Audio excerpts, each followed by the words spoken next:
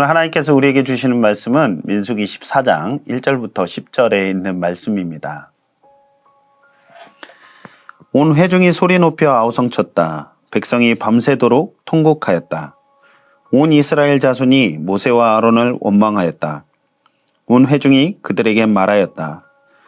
차라리 우리가 이집트 땅에서 죽었더라면 더 좋았을 것이다. 아니면 차라리 우리가 이 광야에서라도 죽었더라면 더 좋았을 것이다. 그런데 주님은 왜 우리를 이 땅으로 끌고 와서 칼에 맞아 죽게 하는가? 왜 우리의 아내들과 자식들을 사로잡히게 하는가? 차라리 이집트로 돌아가는 것이 좋겠다. 그들은 또 서로 말하였다. 우두머리를 세우자. 그리고 이집트로 돌아가자. 모세와 아론은 이스라엘 자손의 온 회중 앞에서 얼굴을 땅에 대고 엎드렸다. 그러자 그 땅을 탐지하고 돌아온 이들 가운데서 눈의 아들 여호수아와 여분네의 아들 갈렙이 슬픔에 겨워 자신들의 옷을 찢으며 이스라엘 자손 온 회중에게 말하였다. 우리가 탐지하려고 두루 다녀본 그 땅은 매우 좋은 땅입니다. 주님께서 우리를 사랑하신다면 그 땅으로 우리를 인도하실 것입니다. 젖과 꿀이 흐르는 그 땅을 우리에게 주실 것입니다. 다만 여러분은 주님을 거역하지만 마십시오. 여러분은 그 땅 백성을 두려워하지 마십시오. 그들은 우리의 밥입니다. 그들의 방어력은 사라졌습니다. 주님께서 우리와 함께 계시니 그들을 두려워하지 마십시오. 그러나 온 회중은 그들을 돌로 쳐 죽이려고 하였다. 그때 주님의 영광이 회막에서 온 이스라엘 자손에게 나타났다. 민수기 가운데서 가장 잘 알고 있는 내용을 성도님들에게 만약 묻는다면 아마도 고라 자손들의 반역 내용과 함께 13장에서부터 14장에서 다루고 있는 가나안 땅 정탐과 정탐꾼들의 상반된 의견에 대한 내용일 것입니다. 시내산, 특별히 가데스 바네아에서 가나안 땅까지의 거리는 불과 며칠이 안 되는 거리에 있습니다. 이스라엘 백성들이 비록 가축과 어린아이 그리고 노인들이 많이 있었다 할지라도 마음만 먹는다면 금방 도달할 수 있는 거리에 있었던 것이죠. 하나님께서 출애굽시키시면서 약속하신 땅이 목전에 있었는데 이스라엘 백성들이 약속의 땅에 들어가는 것은 40여 년이라는 시간이 흐른 뒤였습니다. 그들이 광야 생활을 할 수밖에 없었던 이유가 바로 오늘 본문에서 다루고 있는 정탐꾼들의 보고와 그에 대한 반응 때문이었습니다. 이 사건을 통해 이스라엘이 가나안으로 들어가기를 거부하자 하나님께서 여호수아와 갈렙을 뺀 모든 성인들이 가나안 땅에 들어가는 것을 허락하지 않으셨습니다. 따라서 이스라엘 민족의 가나안 땅에 들어가는 모든 과정 중 이 정탐 사건이 가장 중요한 위치에 있는 내용이라 할 수 있을 것입니다. 그러니 우리가 민수기 하면 바로 가나안 정탐 사건을 대표적인 사건으로 기억하게 된 것이죠. 하나님께서 가나안 땅에 대한 정탐을 모세에게 명령하시고 모세와 이스라엘 백성들은 그 명령에 성실히 수행을 하였습니다. 12지파의 대표를 뽑아서 정탐의 임무를 수행하게 하였죠. 그때까지만 해도 갈등은 없었습니다. 갈등이 시작된 것은 정탐을 하고 돌아온 정탐꾼들의 의견이 서로 달라지면서 시작이 되었습니다. 여호수아와 갈렙 외에 나머지 정탐꾼들의 의견은 달랐습니다. 다른 정탐꾼들이 약속의 땅에 대해서 악평을 시작하면서 갈등이 시작되었습니다.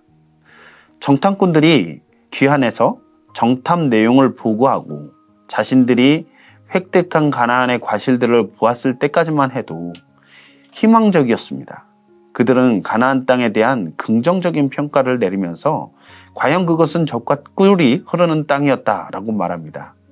그들이 가져온 과일들은 그곳이 얼마나 풍요로운 곳인지를 보여주는 증거가 되었습니다. 그런데 가나안 땅에 거주하고 있는 민족들은 강하다라고 말합니다. 그들의 성읍은 요새화되어 있고 심이 크다고 말합니다.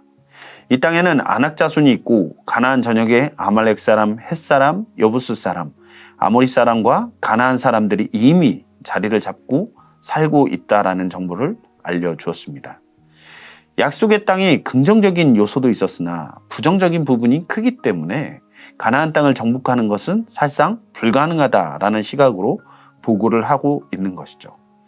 그들은 이 땅이 사람들을 삼키는 땅이라 말합니다. 앞에서 자신들이 젖과 꿀이 흐르는 땅이라 말을 해놓고도 사람들을 해치는 곳이다 악평을 하고 있는 거죠.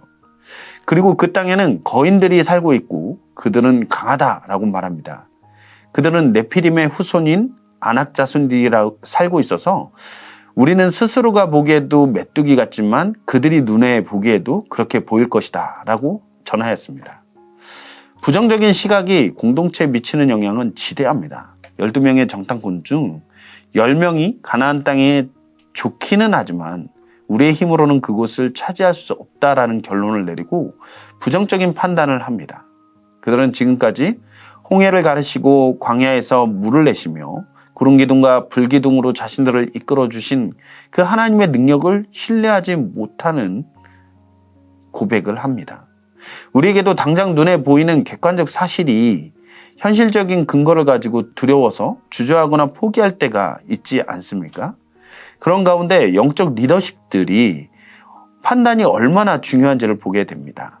리더십들이 믿음의 눈으로 바라보고 주님의 능력을 의지하여 나아가지 않으면 부정적인 그 객관적 사실의 근거에서 자신들이 할 수 있는 부분까지만 하려는 안정을 취할 것인지 선택의 순간들이 우리에게 많이 있기 때문에 그렇습니다. 이 악평을 들은 이스라엘 회중들은 통곡하기 시작하였고 이 일이 걷잡을 수 없이 커지면서 모세와 갈렙 그리고 여호수아가 아무리 상황을 반전시키려 노력하여도 소용이 없을 정도로 커져만 갔습니다. 결국 이스라엘 백성들은 약속의 땅을 차지할 수 없고 그 땅의 거민들에게 죽임을 당할 것이라면 차라리 지도자를 새로 세워서 애굽으로 돌아가자고 말합니다. 하나님께서 출애굽하면서 주신 약속의 땅에 대한 언약을 불신하고 다시 돌이켜서 애굽으로 향하려고 한 시도를 하나님은 보시고 진노하셨습니다. 여호수아와 갈렙을 제외한 10 정탐꾼들은 자신들이 육신의 눈으로 본 것을 자꾸만 강조했습니다. 그들은 우리는 보았습니다 라는 말을 반복하고 있죠. 객관적인 사실의 근거에서 그것을 통해 진단하고 해석하는 것은 어쩌면 우리가 살아가는 세상에서 가장 당연한 이치라 생각되기도 합니다. 그러나 같은 것을 보더라도 하나님이 주신 약속을 신뢰하며 바라보는 시각은 달라질 수 있는 것이죠. 여호수아와 갈렙은 동일한 문제를 보았습니다. 그러나 그들은 그 땅을 곧장 취하자라고 제안을 합니다. 그들은 우리가 탐지하려고 두루 다녀본 그 땅은 매우 좋은 땅입니다. 주님께서 우리를 사랑하신다면 그 땅으로 우리를 인도하실 것입니다. 젖과 꿀이 흐르는 그 땅을 우리에게 주실 것입니다. 라고 말합니다. 하나님의 약속을 신뢰하는 관점으로 바라본 갈렙은 자신이 본 그대로 얻게 되었습니다. 약속의 땅에 여호수아와 갈렙이 들어가게 되고 갈렙은 헤브론을 취하게 됩니다.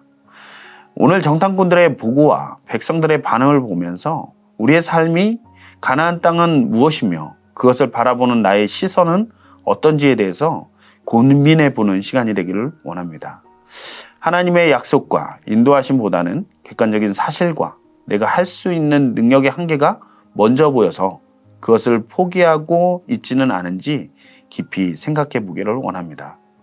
오늘도 주님은 역사하고 계십니다. 여기까지 인도하신 하나님이 오늘의 나의 삶 가운데서 동행하고 계시고 앞으로의 모든 삶을 인도하실 것이다 라는 확신을 가지고 믿음의 눈으로 바라볼 수 있는 우리 미랄교회 모든 성도님들의 삶이 다 되시기를 간절히 소망합니다. 기도하시겠습니다. 사랑해 주님, 너무나도 감사합니다. 가나안 땅을 목전에 두고 하나님께서 약속하신 그 땅을 정탐하였을 때 동일한 모습을 보았지만 정말 믿음의 고백과 또 객관적인 그 사실 안에서 두려움과 걱정이 앞서 포기하는 모습을 보게 됩니다. 우리의 마음 가운데 하나님을 신뢰하는 마음을 주시고 어떠한 결정과 또 판단을 할 때에 하나님이 우리와 함께 하심을 굳게 믿고 믿음 안에서 판단하고 믿음으로 바라볼 수 있는 우리 미랄교회 모든 성도님들의 삶이 될 수 있도록 주님 인도하여 주시옵소서. 날마다 함께 하시고 또 동행하여 주실 주님을 찬양하오며 이 모든 말씀을 우리 주 예수 그리스도의 이름으로 기도했습니다. 아멘.